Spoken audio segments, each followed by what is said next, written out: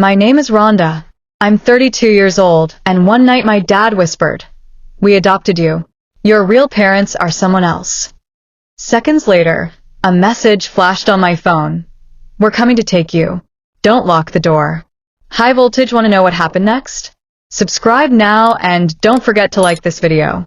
I am Rhonda, 32 years old, and until tonight, I thought I knew who I was. My life had been a carefully constructed illusion, every memory stitched together by the comforting lies of those I called my parents. I had built my world on the foundation of their voices, their rules, their silences, and their shadows.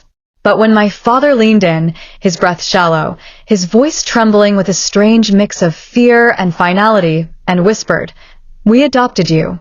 Your real parents are someone else," it felt as though the ground beneath me fractured into 1,000 shards. The words echoed, not once, but again and again, as though the walls of the house themselves wanted to trap me inside that revelation. My throat dried, my chest constricted, and I could feel the thumping of my heart growing louder than his voice, louder than the ticking clock on the mantel, louder even than my own thoughts. For 32 years, I had lived a lie. Before I could even respond, before my trembling lips could form a single syllable, my phone buzzed with a notification that would twist the knife deeper, an email that simply read, "We're coming to take you. Don't lock the door." My hand shook as I reached for the screen, the glow of the message washing over my face like an omen. Who were they? What did they want from me? And how could they know I was ready to believe them, when only seconds earlier I had sworn to myself that nothing in my life could surprise me anymore? I stumbled backward, almost tripping over the corner of the rug, my mind racing faster than my body could keep up. Every photograph on the wall seemed to leer at me differently now. Family portraits with false smiles, birthdays frozen in staged laughter, childhood vacations painted in lies. None of them belonged to me. None of them were real. I wanted to scream at my father, to demand answers, but when I turned, I saw in his eyes something more terrifying than guilt, relief. It was as if a burden he had carried for decades had finally slipped from his shoulders, and now it was mine to bear. My mother sat silently beside him, her hands clutched tightly around a rosary that shook with each bead, but her lips never moved. She didn't deny it. She didn't protest. She didn't even cry. She simply stared at me, hollow, her silence louder than his confession. In that silence, I felt abandoned, betrayed, erased. Who was I if not their daughter? Who was I if the life I thought was mine had been borrowed, stitched together from secrets and stolen truths? The clock struck midnight, its chime reverberating through the dimly lit living room, and I thought about the message again. "We're coming to take you. Don't lock the door." My phone buzzed once more with the same email, as though they feared I hadn't read it the first time. A wave of nausea rolled through me. My hands turned clammy, and my breath grew shallow. I wanted to run, to escape, to flee this house of deception. But where would I go? The world outside seemed darker than the shadows gathering in the corners of this room. My father tried to reach for me, his fingers trembling, but I recoiled instinctively, my body rejecting the comfort I had once craved. He whispered, "It's time, Rhonda. You'll understand everything soon." His words weren't reassurance. They were a sentence. I couldn't tell if he was warning me or betraying me further, but I knew in that moment that I was no longer safe in the only home I had ever known. I bolted toward my bedroom, slamming the door behind me, my chest heaving with every ragged breath. I pressed my back against the wood as though it could shield me from the truth clawing its way inside. The faint glow of the moonlight spilled across my desk, illuminating scraps of paper, old journals, fragments of a life that suddenly felt counterfeit. My phone buzzed again. This time, it wasn't an email. It was a live video request from an unknown account. The username read, "Mother." My blood froze. My fingers hovered over the screen, trembling, reluctant, terrified. Should I answer? Should I let this shadow from a past I never knew pull me deeper into the darkness? My heart screamed no, but my curiosity, my hunger for truth, overpowered the fear. With a breath that felt like a surrender, I tapped accept. The screen flickered. A face emerged from the static, older, worn, scarred by time and secrets. Her eyes, piercing, wild, unrelenting, locked onto mine as though she had been searching for me across decades and continents. She didn't smile, didn't weep, didn't pause. She simply said, "They lied to you, Rhonda. We're already here." And then the feed cut to black. The screen went dark, leaving me staring at my own reflection, pale, wide-eyed, and trembling, superimposed over the dead black of my phone. My pulse hammered in my throat as though trying to tear its way out. "We're already here." The words ricocheted through my mind, louder than the ticking clock, louder than my ragged breath. I bolted to the window, peeling back the curtain just enough to glance outside. The street looked empty, eerily still, with only the faint glow of a flickering lamppost painting patches of sickly yellow onto the cracked pavement. No movement, no cars, no shadows, at least none that my frantic eyes could catch. But the quiet was too perfect, staged, as if the world outside held its breath with me. My hand trembled against the glass, and for the first time in my life, I felt like a prisoner inside my own home, trapped not by locks but by the unknown. Somewhere beyond these walls, someone who claimed to be my mother was waiting, and they weren't asking permission. They were coming. I backed away slowly, clutching the phone as though it might shatter in my grip. I wanted answers. I wanted my father to walk into the room, to tell me this was another twisted lie, that the email was spam, that the video was a cruel trick. But when I pressed my ear against the door, the silence on the other side chilled me more than any scream could have. The house, once filled with the hum of late-night television or my mother's whispered prayers, was void. My parents weren't moving, weren't speaking. It was as though they had vanished into the very air. A part of me wondered if they had known this night was coming, if their silence now was their final act of cowardice, leaving me alone to face the storm they had hidden from me for 32 years. My hands shook as I typed a message to a friend. "Are you awake? Something's wrong." I hovered over the send button, then froze. What could I even explain? That my whole life had been a fabrication? That strangers claiming to be my real family were outside, hunting me like a missing puzzle piece? I deleted the words before they ever left my screen. No one would understand. No one could save me. Then, a soft sound, the faintest creak, echoed through the hallway. My head snapped toward the door. The boards in this house were old, groaning beneath the slightest weight, and I knew that sound by heart. Someone was out there. My chest tightened, my breath stuck in my throat. I clutched the desk lamp, raising it like a weapon, absurd and fragile against whatever horror lay beyond. The creak came again, closer this time, followed by the sound of fabric brushing against the wall. My phone buzzed. Another email. I didn't want to look, but my eyes betrayed me, dragging themselves to the glowing notification. "Don't be afraid. We only want what's ours." My stomach dropped. What's ours? That wasn't love. That wasn't reunion. That was possession. I pressed myself into the corner of the room, lamp still clutched like a lifeline. My hand shook so violently that the bulb rattled against its base. Suddenly, footsteps echoed, slow, deliberate, heavy, climbing the stairs. My father? My mother? Or someone else entirely? I wanted to scream for them, but my instinct screamed louder.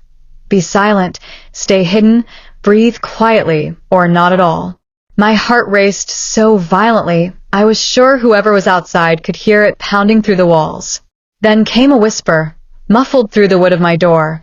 Rhonda, my name, stretched into something foreign, something chilling, as though spoken by a voice that remembered me even though I had no memory of it. My knees buckled, and I slid down the wall, clamping a hand over my mouth. The whisper came again, this time sharper, closer, as though their lips were pressed against the very surface of the door. "We told you not to lock it." My hand darted to the knob, checking it out of desperate instinct. Locked. Thank God. But then the knob jiggled, once, twice, then harder, shaking against the mechanism with growing force. The lamp slipped from my hand, crashing against the floor, the bulb shattering into sparks that fizzled out in the carpet. My heart leapt into my throat. Whoever was outside fell silent. The knob stilled. For a moment, the silence was deafening. I prayed they had gone, that the shattering glass had scared them away.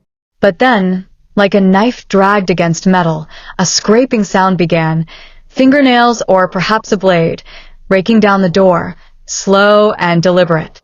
My stomach turned. The sound wasn't just meant to scare me. It was meant to savor me. Suddenly, my phone vibrated violently in my hand, a new message lighting up the screen. I hesitated, then forced myself to look. It was a photograph. My room, taken from outside the window. My blood turned to ice. I spun around, rushing to the glass, pulling the curtain wide. Nothing. The yard was still empty, bathed in the pale glow of that dying lamppost. Yet the photo on my phone was fresh, time-stamped only seconds ago. I stumbled backward, nearly tripping over the broken lamp, my chest heaving, eyes darting around for something, anything, that could serve as a weapon. The scraping at the door ceased, replaced by silence so absolute it roared in my ears. Then, a faint vibration beneath my feet. My phone buzzed again with another message. "We're inside." The words glared back at me from the phone screen. "We're inside." My mind refused to believe it, yet every instinct screamed that it was true. I spun around the room, eyes darting to every corner, every shadow, searching for movement, for the shape of something that didn't belong. My breaths came in short, jagged gasps, and the silence pressed against me like a physical weight. The broken lamp at my feet reminded me of how unarmed I truly was. My gaze snapped to the closet door, slightly ajar, the black gap between wood and frame resembling a gaping mouth. Had it been like that before? My memory faltered, slippery under the pressure of fear. I grabbed a heavy hardcover book from my desk, ridiculous as a weapon, but in that moment it felt better than nothing.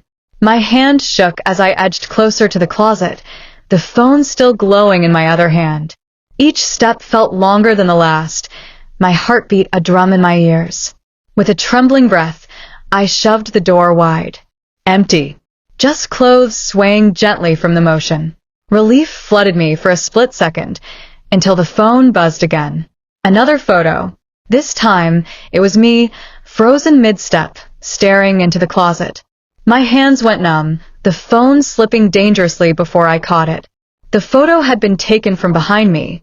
I whipped around, but no one was there. The room was exactly as it had been, except now it felt smaller, tighter, suffocating. My stomach churned with a sickness deeper than fear. This wasn't just intrusion. This was orchestration. Someone was toying with me, unraveling me piece by piece. My father's words echoed. "It's time, Rhonda. You'll understand everything soon." Was this what he meant? Did he know they were already here? Had he invited them? I wanted to run to him, to demand answers, but my feet refused to move toward the door where the scraping had just stopped. Instead, I backed into the farthest corner of the room, curling my fingers around the spine of the book until they ached. The phone buzzed again, the sound slicing through the thick silence. Another message. "You don't need to be afraid of us. Be afraid of them." The words lodged in my brain, disorienting me. Them? My parents? The people who had raised me, lied to me, shaped every part of who I thought I was? The implication twisted like a knife. If these strangers wanted me, claimed me, then who are the real monsters? The ones outside or the ones inside who had hidden me away? My body trembled as I replayed my father's relieved expression, my mother's paralyzed silence. Did they know this night would come? Were they complicit? Or were they victims too? The uncertainty hollowed me out. I wanted to believe in the comfort of my childhood, but even my memories felt poisoned now, their edges sharp with deceit. My phone buzzed yet again, pulling me out of my spiraling thoughts. A new message appeared. "Look under your bed." Every part of me screamed, not to obey. Every cell in my body demanded I ignore it. Yet slowly, against my will, I lowered myself onto my knees. The carpet scratched against my skin as I bent down, my breath trembling out of me. My hand gripped the edge of the bed frame as I peered into the darkness beneath. At first, all I saw were dust bunnies, forgotten socks, the quiet stillness of a space untouched. Relief tickled the edge of my nerves, foolish, fleeting. Then, my eyes adjusted to the shadows. Something glinted. A phone. Another phone, its camera lens pointed directly at me. My stomach lurched. I reached out instinctively, but before my fingers could touch it, the screen lit up. A live video call. The image displayed my own face, frozen in horror, from the angle beneath the bed. Something, was here, watching from within my sanctuary. I scrambled backward, heart thundering, dragging myself until my back slammed into the wall. The book clattered from my hands. Suddenly, the lights in the house flickered. Once. Twice. Then darkness swallowed everything. My phone's glow became the only light, its eerie illumination casting twisted shadows across the walls. My lungs burned as I forced air in and out, fighting the suffocation of panic. I tapped the phone screen, desperate to end the call, but it froze, the image of my terrified face still glaring back at me. Then a new message appeared across the feed, replacing the call. Stop hiding. They're not who you think they are. My blood ran cold. Every word from these intruders blurred the lines of loyalty. Every sentence dismantled the fragile identity I'd clung to for decades. A sudden crash thundered through the house, glass shattering, wood splintering. I screamed before I could stop myself, my voice strangled with terror. The noise came from downstairs. My body moved before my mind caught up, scrambling toward the door despite everything telling me not to. I pressed my ear against it, straining to hear. Voices. Low, urgent, muffled by distance but distinct. My father's deep timbre, my mother's sharp whisper, and another voice, unfamiliar, guttural, commanding. They weren't alone. Whoever had sent those messages wasn't just outside anymore. They were here, inside, speaking with my parents as though this had been planned all along. My knees weakened, the weight of betrayal pressing me down. I clutched the phone tighter, the frozen call screen still glaring at me like a mockery of safety.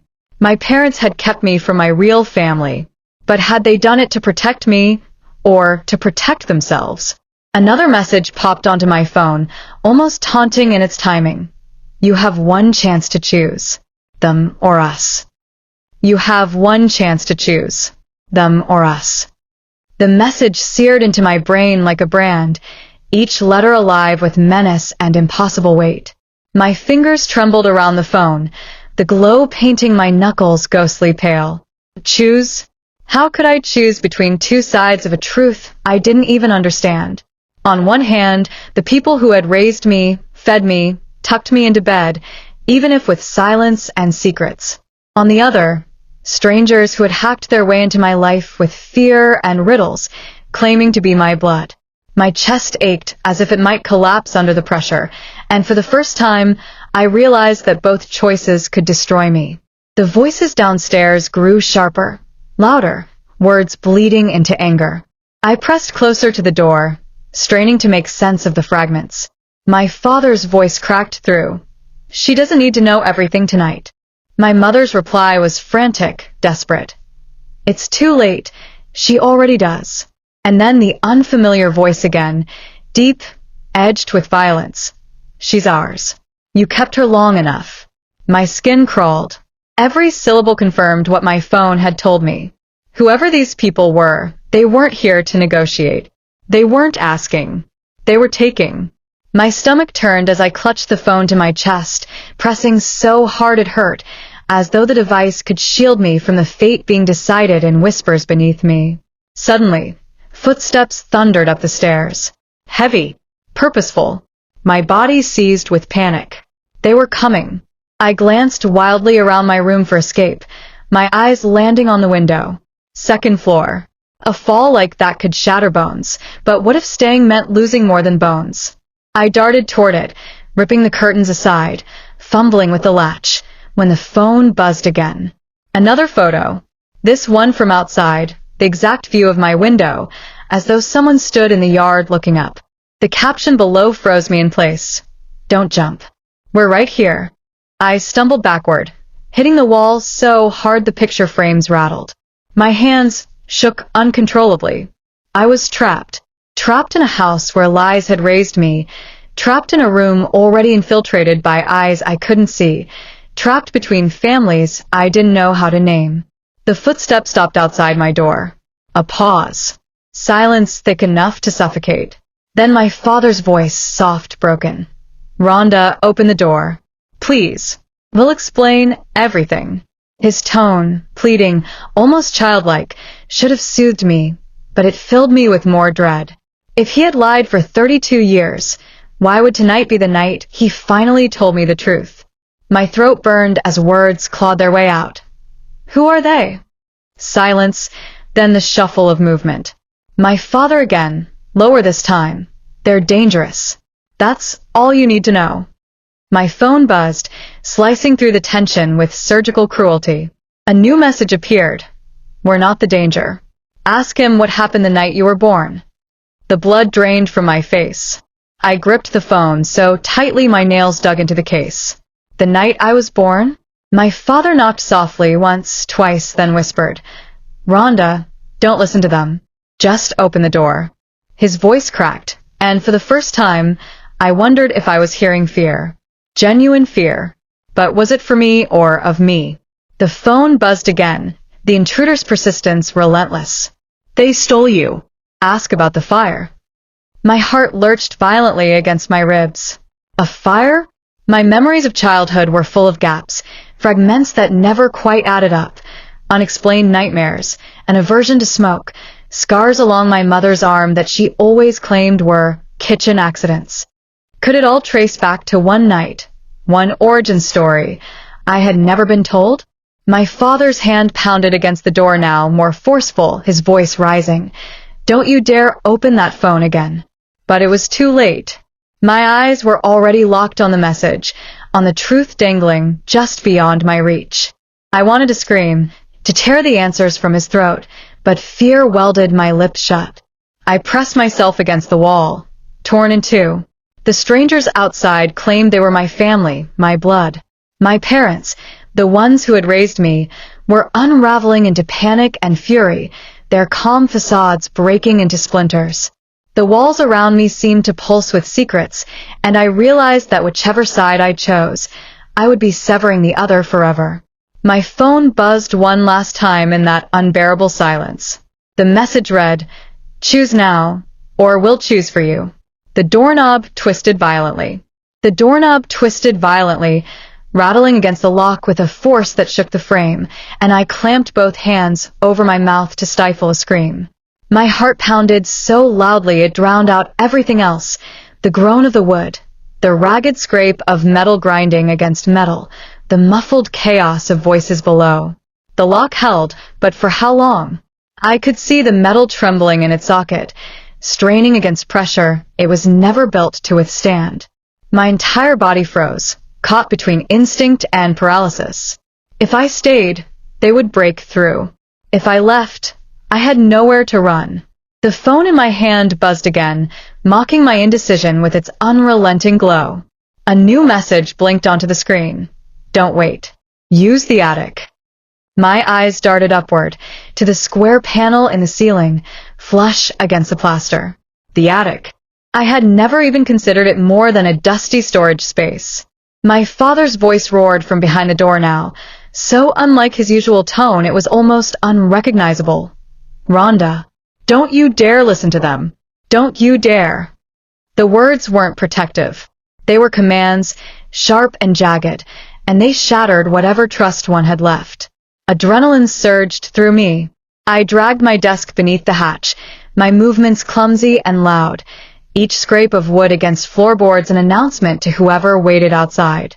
I climbed onto the chair, stretching my trembling hands to push the panel.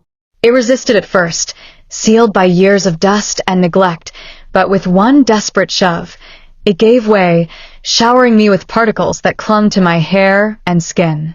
The door rattled harder, a furious pounding that made the hinges squeal. Stop, Rhonda. My mother screamed now, her voice shrill with something that sounded like terror, not for me, but for what I might discover. I didn't let myself hesitate. I hauled myself upward, scraping my elbows against the wood, dragging my body into the suffocating darkness above. The air was thick with dust, stale with secrets, and I fought the urge to cough, terrified the sound would give me away. The panel slipped back into place just as the lock below gave way with a violent crack. Through the thin slats of the attic floor, I could see slivers of light as my bedroom door burst open. Shadows spilled inside. My father's figure loomed, his shoulders tense, his fists clenched at his sides. My mother hovered behind him, her face pale, her rosary dangling limply from her hand. But there was another shadow now, taller, heavier, moving with authority.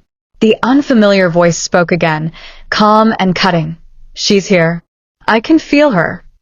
My blood turned cold. I pressed myself against the attic's beams, forcing myself to stay utterly still. My phone buzzed in my hand again, and I nearly cried out. I fumbled to silence it, but not before a sliver of light from the screen slipped through the cracks below. My father's head snapped upward. For a terrifying moment, his eyes locked with the ceiling, and I thought I was caught. He barked an order, sharp, guttural, but I couldn't make out the words. The stranger stepped closer, his boots echoing like thunder against my bedroom floor. She has to know, he said simply. You can't hide her anymore. My mother broke then, her voice trembling, cracking in desperation. She'll hate us forever if she hears the truth this way. My father whirled on her, his fury unrestrained. Better she hates us than loses everything. The words sliced into me, each one an admission of something darker than lies. Hate them? Lose everything? What was I about to discover that could be worse than 32 years of deception? My phone buzzed again, almost as though it were answering my thoughts. The message read, "Look for the box. It's up there with you." My hands shook violently as I turned, my eyes adjusting to the dim light seeping through cracks in the roof. Boxes. Dozens of them, stacked in precarious towers, their cardboard skins brittle with age. My chest tightened as I crawled toward the nearest one, wincing at every creak of the wooden beams beneath me. Below, the voices grew louder, angrier, the stranger's insistence clashing with my father's rage, my mother's sobs spilling like broken glass. I tore at the nearest box, its tape disintegrating beneath my fingers, revealing nothing but old linens, yellowed with time. Another box, childhood toys I didn't remember, dolls with glassy eyes that seemed to watch me as I rifled through them. Then at the very back, half buried beneath others, I saw it, a trunk. Wooden, heavy, bound with rusted metal. Unlike the others, it didn't look abandoned. It looked hidden. My heart hammered as I dragged it free, each scrape against the floor threatening to give me away. My fingers fumbled against the lock, old but not unbreakable. I slammed a broken piece of wood into it, prying with all the strength terror could lend me. The metal gave with a sharp snap, and the trunk yawned open with a groan that echoed too loudly in the suffocating dark. Inside lay stacks of papers, photographs curled with age, and at the very top, a birth certificate. My name, Rhonda. But the parents listed were not the ones I knew. My vision blurred, tears stinging as the truth clawed at my chest. I wasn't theirs. I never had been. A floorboard creaked beneath me, louder than I intended, and silence fell in the room below. My father's voice thundered upward. She's in the attic. My blood iced. Boots crashed against the floor, a ladder scraping into place. My phone buzzed one last time in my hand.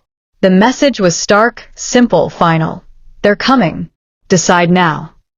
The sound of the ladder scraping against the ceiling hatch was like a death knell, each metallic clang reverberating through my skull, shaking loose the last fragments of denial I had left. My father's voice barked orders below, harsh and commanding, while my mother's sobs broke through like shattered glass.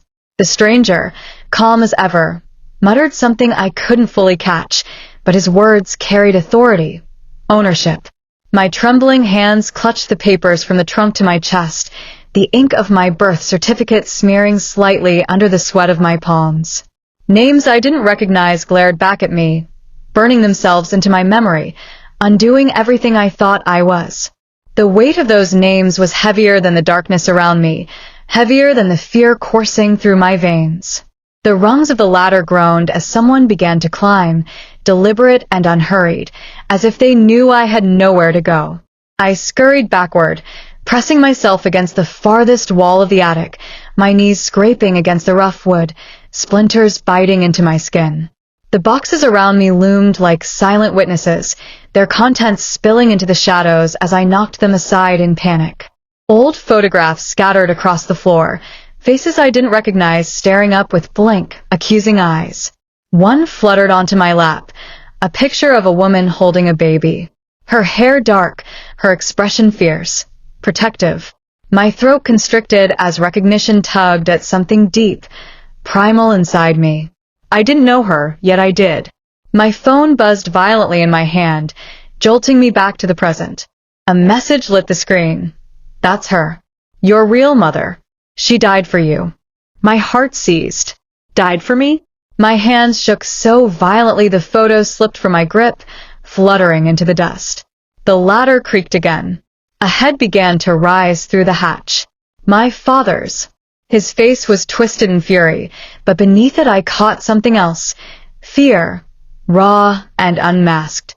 He spotted the trunk, the papers clutched in my hand, and his voice cracked like a whip. Put those down, Rhonda. Now. His tone, sharp and authoritarian, was one I had never heard directed at me before. Not protective. Not paternal. Possessive. My chest tightened as I clutched the documents tighter. Who are they? I whispered, my voice trembling but audible. His eyes darkened, his jaw clenched. They're liars. Murderers. Don't let them poison you. Before he could climb further, another shadow loomed behind him at the hatch. The stranger. Taller, broader, his presence filling the space with quiet menace. His voice, calm and deliberate, cut through the tension. She deserves the truth. You've stolen enough. My father's face twisted into a snarl. He lunged upward, trying to block the stranger's advance, but the man pushed past with terrifying ease, his boots landing heavily on the attic floor. The wood groaned under his weight. I pressed myself tighter against the wall, every instinct screaming to flee, but there was nowhere left to run. My phone buzzed again. A new message. Trust him. He's blood. The stranger turned toward me slowly, his gaze piercing, steady. He raised his hands, palms open, as though approaching a cornered animal. Rhonda, he said, his voice deep but oddly gentle. I'm your uncle. They hid you from us after the fire. We've been searching for you ever since. My breath hitched. The word uncle snagged on something deep inside me, a faint thread of recognition I couldn't fully grasp. My father's roar cut through it, shattering any fragile sense of clarity. Don't listen to him. He killed your real parents. The attic swirled with lies, with truths disguised as venom, with venom disguised as truth. My head spun, my heart racing so violently I thought it might burst. The stranger, my supposed uncle, took another step closer, his eyes never leaving mine. He's lying. They took you that night. They raised you as their own, but you were never theirs. The fire wasn't an accident. Ask him why your mother burned. My father lunged forward then, his face red, veins bulging. Enough, he bellowed, his voice so raw it scraped the air. He clawed at the papers in my hands, but I jerked back, clutching them tighter, desperation giving me strength. My mother's voice floated up weakly from below, trembling, broken. Please, Rhonda, don't make us lose you. Her words cracked, heavy with guilt, and for a moment I heard not deceit but despair. The attic floor groaned under the shifting weight of conflict. My uncle towered over my father, his fists clenched, his presence radiating restrained violence. My father's eyes burned with wild determination, his body coiled like a predator ready to strike.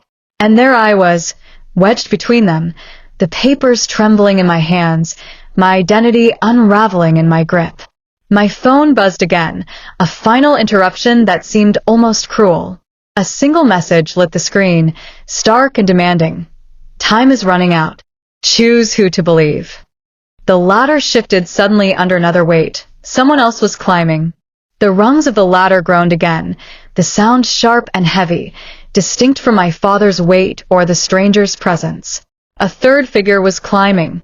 My stomach dropped, my pulse a frantic drumbeat as I pressed myself tighter against the wall, the trunk at my side, the papers clutched so fiercely they crumpled beneath my fingers. My father's head snapped toward the hatch, his face draining of color. His fury faltered for the first time, replaced by a flash of something I had never seen on him before: dread. The stranger, my supposed uncle, straightened, his body tense, his gaze locked on the opening. For one charged second, both men, enemies united only by their opposition to each other, turned toward the same point of fear. My mother's sobs floated upward, her voice quivering like brittle glass. "Don't bring her here. Please don't." But it was too late. A hand gripped the edge of the hatch, pale and long-fingered, followed by a face that made my heart lurch into my throat. It was a woman, her features sharp, her eyes sunken but burning with an intensity that pierced through the dim attic light. She pulled herself upward with a slow, deliberate grace, her movements oddly steady, as if she belonged in this suffocating darkness. The air shifted, heavy with her presence, and I found myself unable to look away. Something about her tugged at the edges of my memory, like a dream I had forgotten but never truly lost. She fixed her gaze on me, ignoring the men, and her lips curved into a faint, unsettling smile. "Rhonda," she whispered, her voice both tender and jagged, "you've grown." My blood turned cold. She said my name like she had owned it long before I ever understood what it meant. My father growled low, his body coiling like a spring. "You weren't supposed to come here." The stranger snarled back at him. "You said she was dead." The woman chuckled softly, the sound hollow and strange. "Dead," she echoed. "No, not dead. Forgotten. Buried. But you can't bury blood forever." My knees buckled. I slid lower against the wall, my breath rasping in shallow gasps. Who was she? My mother? An imposter? A ghost made flesh? Every word contradicted the last. Every revelation twisted the truth further. My phone buzzed again, vibrating violently in my hand.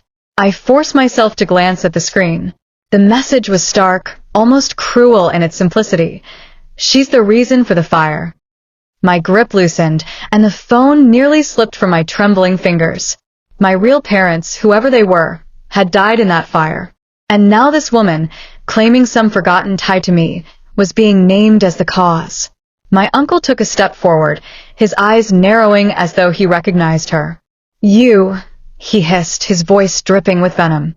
"You should have burned with them." My father lunged at him then, fists flying, rage exploding into the cramped attic, the two men colliding in a violent clash that shook the beams above. The woman didn't flinch. She simply stared at me, her smile never wavering, her voice slicing through the chaos like a blade. "Don't believe them, Rhonda. They'll twist you until you break. I'm the only one who can tell you who you really are." The attic became the war zone. My father and uncle grappled, their grunts and curses filling the air, their fists slamming against wood and flesh alike. Dust cascaded from the rafters, choking me as I struggled to breathe, my body caught between fight and flight. The woman crawled further into the attic, her movements steady, deliberate, until she crouched only a few feet away from me. Her hand reached out, fingers trembling slightly, but her eyes locked on mine with a strange mixture of hunger and sorrow. "You were never meant to live this life," she whispered. "They stole you from me. I came for you once before, but the fire took everything. You're all that's left of me." Her words pressed against my chest, suffocating me with their weight. Could it be true? Could she be my real mother, the one from the photographs, the one the messages insisted had died? If she had lived, then who had died for me? My phone buzzed again. Another message. My vision blurred as I read it. "She's lying. Your real mother is gone. She just wants you for herself. I clutched the papers tighter, my mind fracturing under the weight of too many truths, too many lies. My father slammed against the trunk, his hand clawing for the documents, his voice raw with desperation. Give them to me. You don't know what you're playing with. My uncle shoved him back, his fist colliding with bone, a crack echoing through the attic that made my stomach twist. The woman's fingers brushed mine, soft but insistent, pulling at the papers I clung to. Her eyes shimmered with tears now, genuine or feigned I couldn't tell. Please, she whispered, her voice breaking, let me prove it. You've been there long enough. Come with me, Rhonda. I'll show you the truth they fear. The attic tilted, my vision spinning as if the world itself was collapsing beneath me. My breath came in ragged sobs, torn between three forces, each demanding I choose, each swearing their truth was the only one that mattered. And then the floor beneath us groaned, a warning too late. One of the beams, fractured under the weight of struggle and years of neglect, snapped with a thunderous crack. The attic lurched violently, sending boxes tumbling, wood splintering, dust exploding into suffocating clouds. My scream ripped from my throat as the trunk slid, the papers spilling like feathers into the dark. The woman grabbed my arm, yanking me toward her, while my father's hand latched onto the other, his grip bruising, desperate. My uncle seized my father's shoulder, pulling him back with savage force. The attic floor split open, gaping like a mouth ready to swallow us whole. And there I was, torn between hands, truths, and lies, dangling on the edge of collapse, my fate suspended in the balance. The attic roared like a dying beast as the beams splintered beneath us, every crack and groan vibrating through my bones. My scream tangled with the shrieks of collapsing wood, dust choking the air, turning the world into a suffocating storm of shadows and fragments.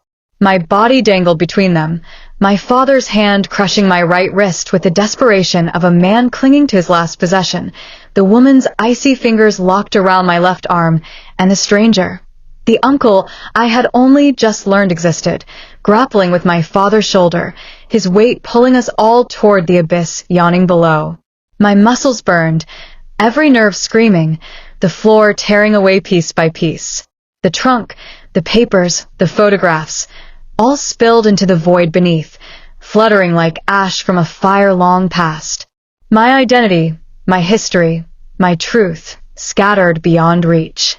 The woman's grip tightened as she pulled me closer to her, her face illuminated in fractured beams of light breaking through the collapsing roof. Rhonda, trust me. Let them go, she cried, her voice trembling but fierce, filled with something that felt like maternal desperation. My father's roar drowned her out, his voice raw, guttural. She's mine. She doesn't belong to you. His eyes blazed, not with love, but with possession, the kind of hunger that clung to control at any cost. My uncle's voice cut through them both, commanding and sharp. She deserves the truth, Rhonda. Choose freedom. Choose your blood. His hand shifted, gripping my shoulder, anchoring me as the world splintered around us. The attic beams shrieked, another support snapping, and the three of them jerked violently, their combined weight threatening to drag me down with them. My lungs burned as I gasped for air, choking on dust, my vision blurred with tears. The faces around me blurred into fragments, my father's rage-twisted mask, the woman's trembling smile, my uncle's hardened stare. My phone buzzed violently in my pocket, vibrating like a living heartbeat against my ribs. With a trembling hand, I fumbled it free, nearly losing my grip entirely. The screen glowed through the haze, a new message flashing like a commandment carved in fire. Only one is telling the truth. The other two will destroy you. My chest tightened as the weight of the choice pressed down heavier than the collapsing beams. Which one? Which hand to trust? My body screamed for release, my mind fractured by the cacophony of lies. The woman's nails dug into my skin, her voice breaking. I carried you. I bore the scars for you. Don't let them erase me again. Her words twisted inside me, stabbing at some instinctive part of my soul that yearned for belonging, for the warmth of a mother's embrace I had never truly known. My father's grip crushed tighter, his face contorted, veins straining. "She'll kill you, Rhonda. She killed them all. I saved you." His words dripped with rage but cracked at the edges, as if even he didn't fully believe them anymore. My uncle, sweat streaming down his temple, his jaw clenched, locked eyes with me. "They burned everything down to keep you hidden. But I found you. Blood calls to blood. You feel it too, don't you?" And in that second I did. A strange resonance thrummed in my chest, something undeniable yet terrifying, as if my very heartbeat aligned with his. The attic lurched again, a deafening crack splitting the silence as the floor gave way beneath us. My father slipped, his weight nearly dragging me into the darkness. He dangled now, one hand clutching my wrist, his legs kicking violently in empty air. My uncle's arms strained, muscles trembling as he held us both from plunging down. The woman pulled harder, her nails cutting into my flesh, her voice shrill with panic. "Let him fall, Rhonda. Save yourself." My father's voice erupted, guttural, desperate. "Don't you dare. I raised you. I fed you. I made you who you are." His words cracked like a whip, but beneath the fury was something almost pleading. For the first time, he sounded less like a captor and more like a man about to lose everything. My breath came in ragged sobs, my arms burning, my body splitting between their grips. My phone buzzed again in my hand, one final message searing into my vision. "Decide now. Who lives, who falls." The attic screamed, its beams snapping in final protest, the world tilting beneath me. My father's eyes bore into mine, wild and unrelenting. The woman's face contorted with desperation, tears streaking her dusty cheeks. My uncle's voice rang out, strong and fierce. "Choose the truth, Rhonda, or die with their lies." The world shattered around me as I opened my mouth and screamed, and I let go. The instant I released my grip, time fractured. My body felt weightless, torn from the clutches of rage and desperation, suspended in air as the attic split apart above me. My scream ripped through the choking dust, blending with the thunder of splintering beams and the furious roars of those I had abandoned. For a fraction of a second, silence wrapped around me like a cocoon, my heartbeat thundering louder than the collapse. Then gravity seized me with merciless hands, hurling me downward into darkness.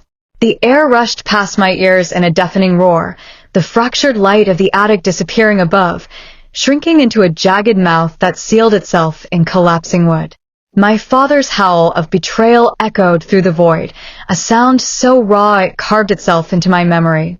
I didn't know if he was falling with me or clinging desperately to survival, but in that moment, it didn't matter. The ground met me like a fist, the impact jolting every bone, forcing the air from my lungs in a violent gasp. For a breathless eternity, I couldn't move, couldn't breathe, the world reduced to pain and shadows. Debris rained around me, shards of wood, scraps of boxes, fragments of a life I had never truly lived. My body curled instinctively, shielding my head as beams crashed inches away, each impact shaking the floor beneath me. Somewhere in the chaos, I heard my uncle's roar, the crash of wood as he leapt or fell, his voice a guttural cry, "Rhonda." And beneath it, faint, trembling, my mother's sobs, her voice rising in broken prayers. Dust clouded the air, thick as smoke, choking me, blinding me. My fingers clawed at the floor, desperate to find anchor, desperate to feel something solid beneath the storm of collapse. Then a hand seized me, strong, unyielding, dragging me upward through the debris. My eyes snapped open, blurred and stinging, to find my uncle's face above me, streaked with blood and dust but resolute. His eyes blazed with urgency as he pulled me to my feet, shoving me away from a falling beam that slammed into the ground where I had lain seconds before. "Move," he barked, his voice rough but commanding. My legs wobbled, trembling, but instinct pushed me forward. We stumbled through the wreckage of the house, navigating a labyrinth of broken walls and collapsing ceilings, the sound of destruction chasing us with every step. Behind us, a scream ripped through the dust, a woman's voice, shrill and agonized. "Don't take her." My chest constricted. The woman, the supposed mother, she was still alive. My uncle's grip tightened on my wrist, his jaw clenched. "Don't look back," he ordered, his voice thick with something I could name, pain, maybe, or guilt. But I couldn't obey.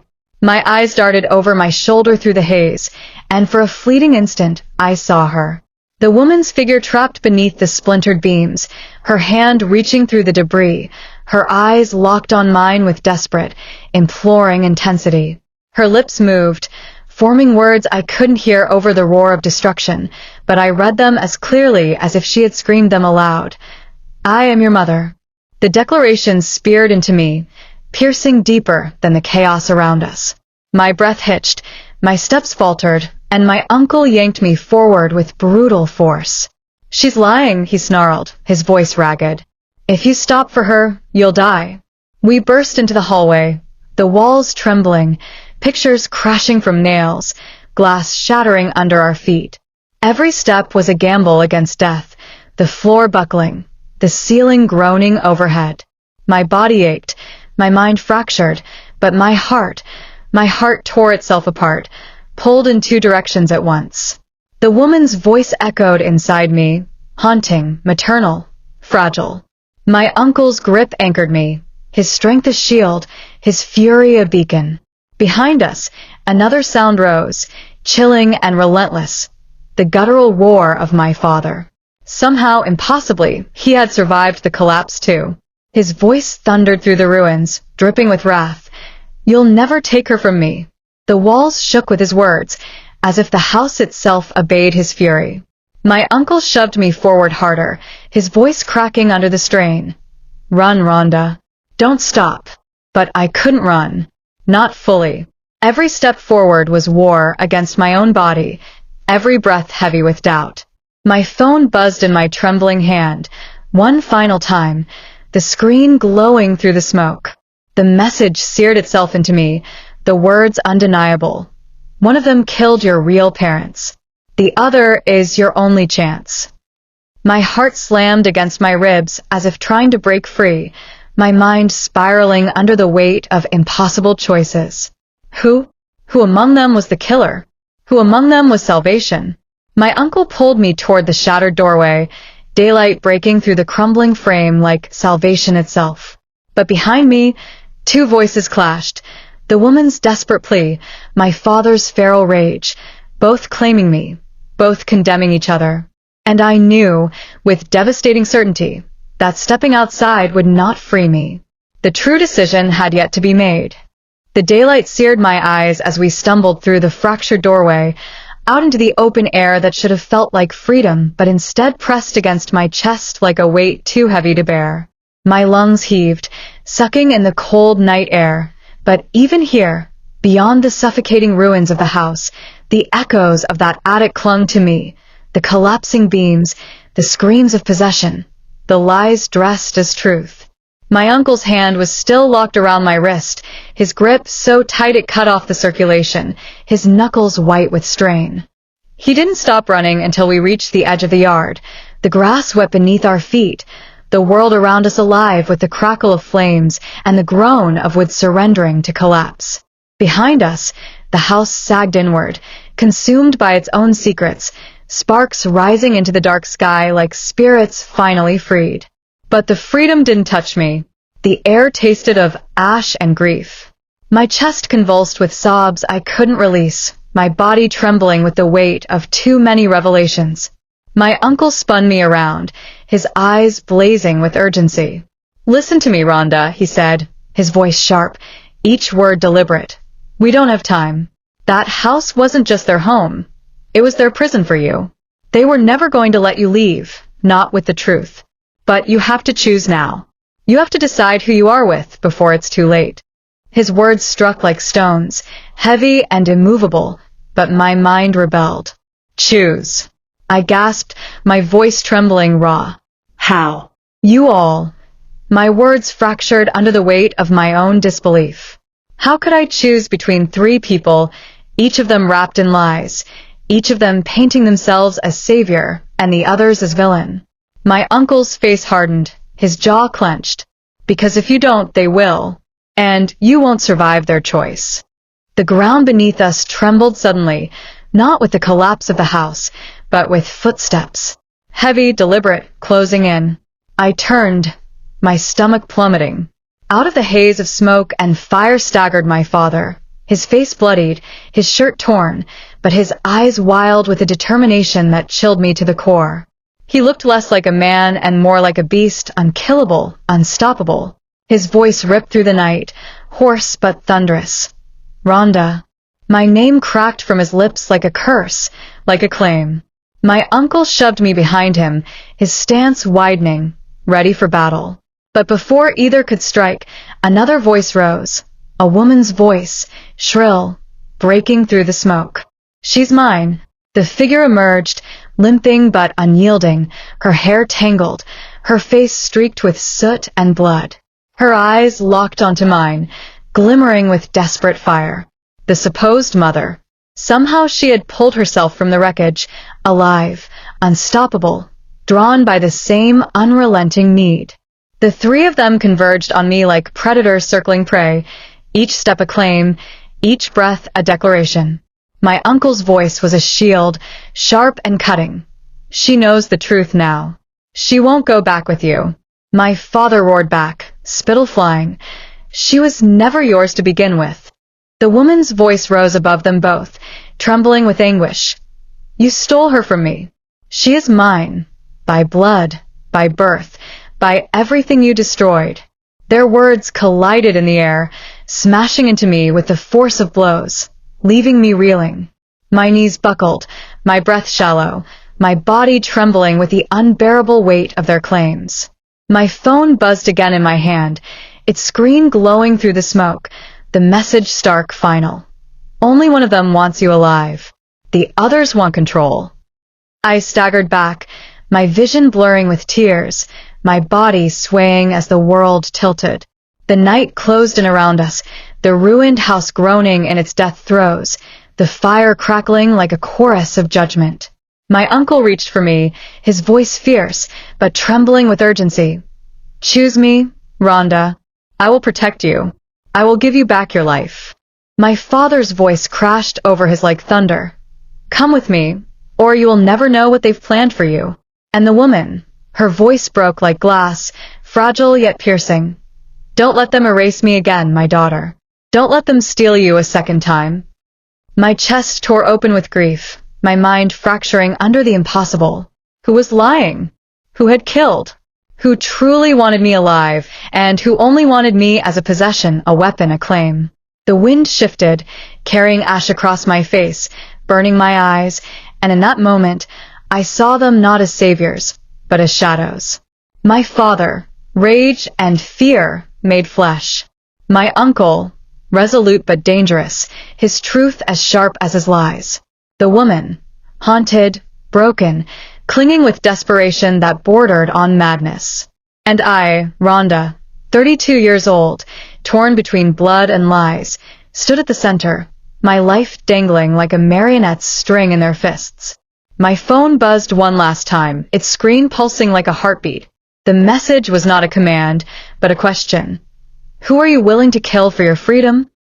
The silence before the storm was worse than any scream. For a heartbeat, none of them moved, my father's chest heaving with fury, the woman's trembling hands stretched toward me, my uncle rigid with a readiness that hummed like a drawn bow.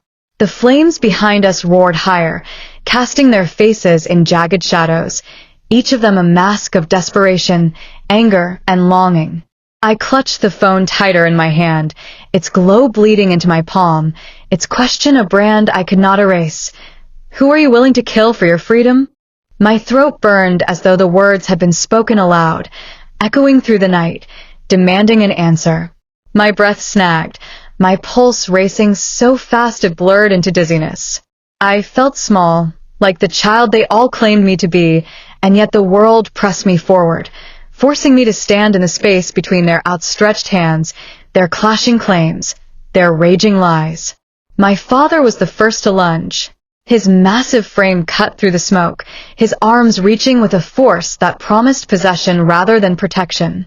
My uncle shoved me back and met him head-on, the impact so brutal it rattled the earth beneath us. Their grunts, the crack of fists against flesh, the tearing of fabric, it was chaos born of years of hidden betrayal. I stumbled away, my vision spinning, only to feel fingers curl around my wrist. The woman. Her grip wasn't strong like theirs, but it was desperate, shaking, as though she'd use her own broken body as chains to keep me near. "Don't let them steal you again, Rhonda," she gasped, her voice raw with grief. "I carried you. I bled for you. I searched for you. You're mine, no matter what they told you." Her words pierced deeper than fists could strike, but before I could answer, before I could even breathe, my uncle's roar split the night. "She's lying." The battle turned savage. My father slammed my uncle against the burnt trunk of a tree, his teeth bared, veins bulging from his neck. My uncle fought back with a ferocity I had never seen, his eyes burning not just with anger, but with something almost religious, a certainty that what he said was truth. And still, through it all, the woman clung to me, sobbing, whispering, "Look at me, Rhonda. Look in my eyes. Do you see me? Do you see your mother?" My chest cracked with grief, my knees trembling. I wanted to believe her. I wanted to believe any of them, to choose and be done. But every word twisted, every claim was poisoned. My phone vibrated again, and though I didn't dare look at it, I felt its weight, its relentless push. Choose, choose, choose. Smoke stung my eyes, the fire's glow painting everything in a grotesque light.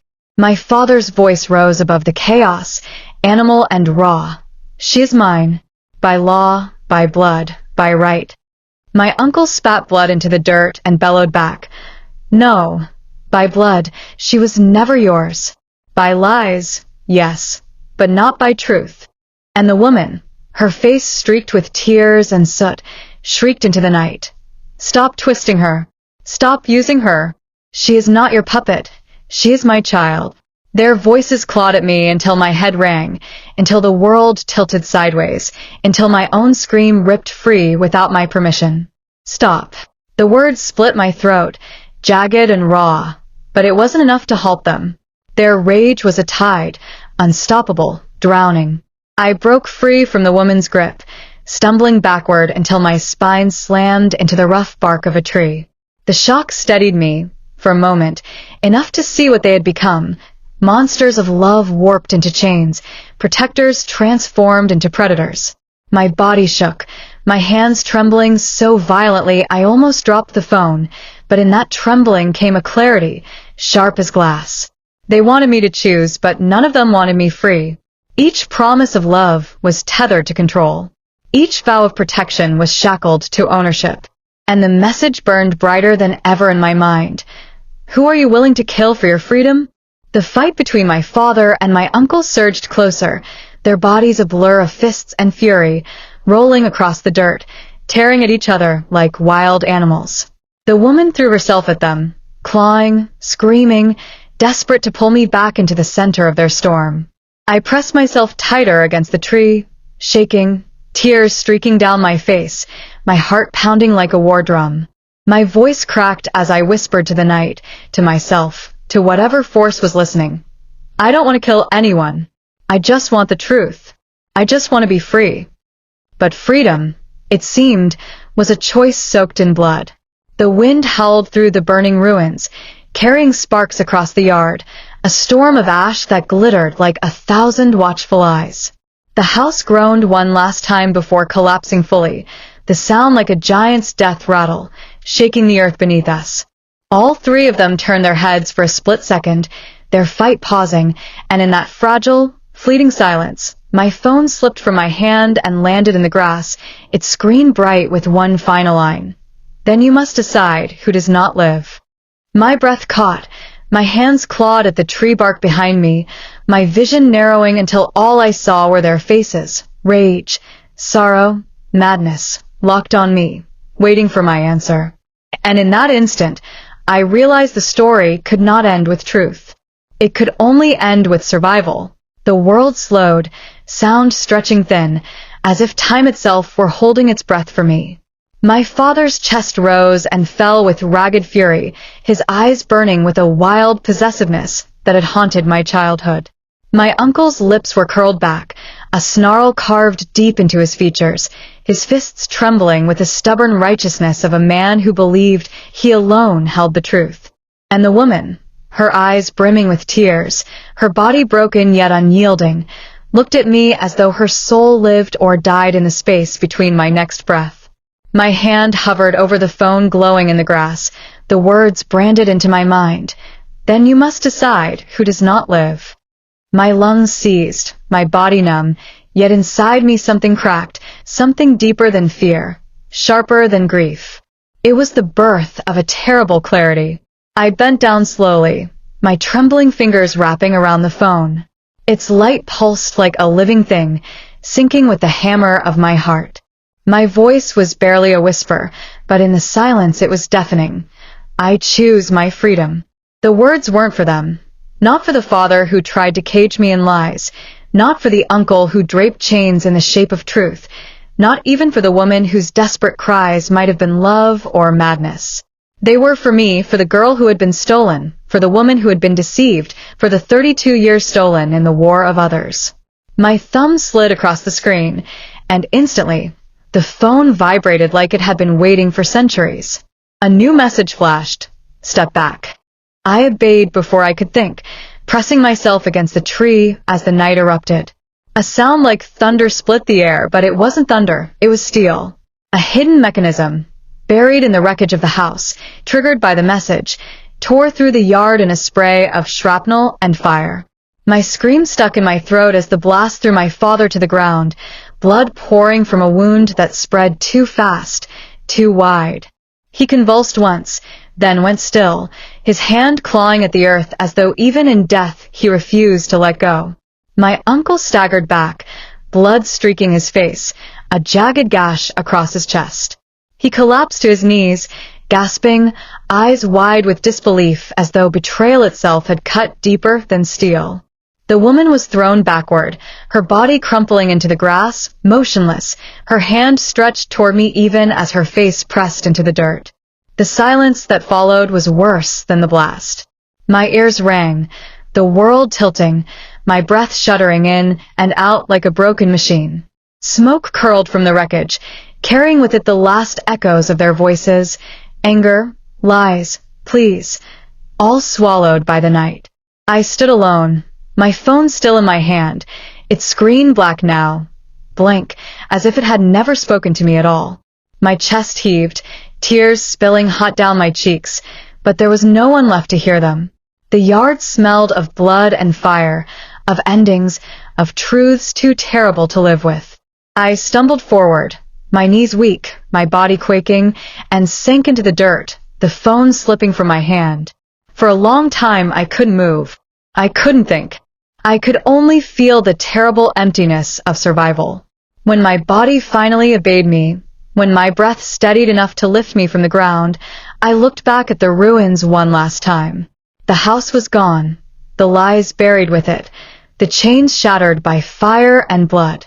I had been their prize, their possession, their proof of power, but now I was nothing to them because they were nothing at all. The thought should have freed me, but it hollowed me instead, carving me into something unrecognizable. Survival wasn't triumph. It was a wound that would never stop bleeding. My freedom had come at a cost too high to bear, and yet I bore it because I had no choice. I walked away as dawn crept across the horizon, the world painted in pale gold, the air heavy with the stench of smoke. My body moved like it belonged to someone else, but each step pulled me further from the nightmare that had defined my life.